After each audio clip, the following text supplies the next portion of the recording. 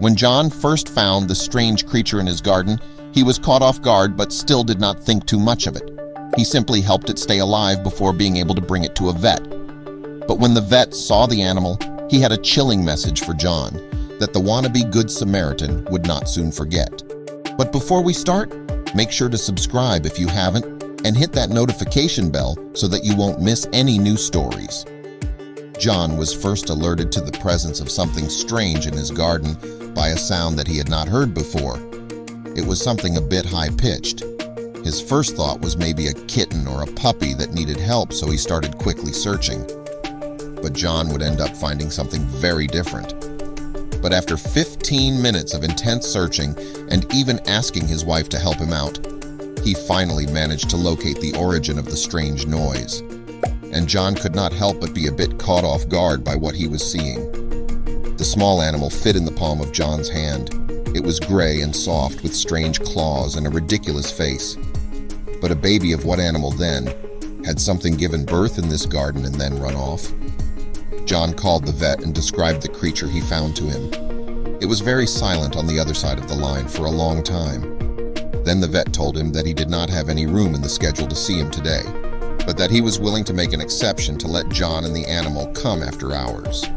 He quickly went to buy the milk in the bottle that the vet had recommended, and while his wife was trying to feed it, John himself started to try and find more information online. The city buzzed with the morning news. A prized animal had disappeared from the local zoo. Televisions, radios, and newspapers highlighted the incident, yet none showcased a picture or detailed description of the missing creature. Why was the identity of the animal being kept a secret? As John was reviewing the day's footage, the phone rang. An unfamiliar, gravelly voice spoke. "I know what you have, and I'm willing to pay handsomely for it." John's heart raced. He tried to play it cool, asking who was calling, but the line went dead. The weight of the situation grew heavier, realizing that the creature's presence was now known to potentially dangerous individuals. In the following days, letters arrived without return addresses, and more calls came in. Various parties, none revealing their true identities, expressed their interest in acquiring the creature.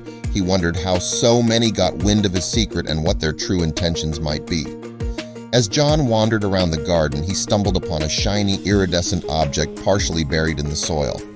Pulling it out, he realized it was a feather, but not just any feather. It shimmered in colors he had never seen before, transitioning between shades of blue, green, and gold. The texture was unlike that of regular feathers and its patterns intricate. Realizing its potential connection to the creature, he carefully stored it in a protective case. News about the feathered find spread quickly, catching the attention of Dr. Eleanor Martinez, a renowned zoologist from a nearby university. Intrigued by the rumors surrounding John's discovery and the uniqueness of the feather, she reached out.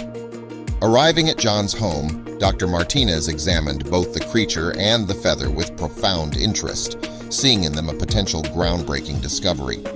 Recognizing the value of collaboration, John and Dr. Martinez decided to work together. While John had the creature's trust and knowledge of its behaviors, Dr. Martinez brought her scientific expertise and resources to the table. The duo reached out to various animal specialists, ornithologists, mammalogists, herpetologists, and more. Each expert, upon examining the creature and the feather, brought a new perspective, sharing theories and providing potential explanations. The feather's material, they speculated, might hold clues to its lineage and habitat. Martinez closer, they found themselves discussing not just the creature but their personal histories, dreams, and aspirations. Through it all, they depended on each other for strength and guidance, forming a bond of mutual respect and trust. Choosing a quiet corner of a local cafe, John and Dr. Martinez waited. There was a younger worker, his eyes darting nervously, who seemed eager to speak but hesitant. Seeing this, John gently prodded, "We want to understand. Please help us." After a deep breath, the young worker began, "There are stories, legends." As the cafe meeting continued, the younger worker, Alex, stepped forward, clearly aligning himself with John and Dr. Martinez. "There's a lot you don't know," Alex whispered, "and I'm willing to share it, but only if I can trust you to." Alex began by revealing how layers of deceit had crept into the zoo's management over the years. "It's like an open secret," he shared. "The higher-ups, they've made deals that they shouldn't have. They've brought animals in from places without proper paperwork. As he spoke, the image of a well-respected institution started to crumble, exposing the rusty infrastructure of hidden agendas and concealed truths. It's unique, rare. Some believe it to be the last of its kind, he murmured. There's an underground market, and they stand to make millions off it. The motivation was clear. The creature was not just an innocent animal. It was a lucrative asset in a dangerous game. Realizing the extent of the threat, John felt a pang of fear for the creature's well-being. We need to be extremely careful, Dr. Martinez emphasized. They'll stop at nothing if they think we're onto them. Alex nodded in agreement. There are eyes everywhere. Martinez meticulously started compiling a list of the zoo's acquisitions and any discrepancies therein. John, equipped with a camera, took to the grounds, discreetly capturing images of enclosures that matched neither public records nor official guides, documenting any anomaly. In the cover of night, at Dr. Martinez's house, they pooled their findings. The room was filled with papers, photos, and digital records. Word had spread discreetly about their mission. To their surprise, a group of concerned citizens approached them, including a journalist, a lawyer, and some local activists. "We've heard about your efforts," said the journalist, "and we want to help." The group's resources multiplied overnight. With the combined strength of legal counsel, media presence, and the passion of the community, they readied themselves for the impending confrontation. The day was overcast, setting the tone for what was to come.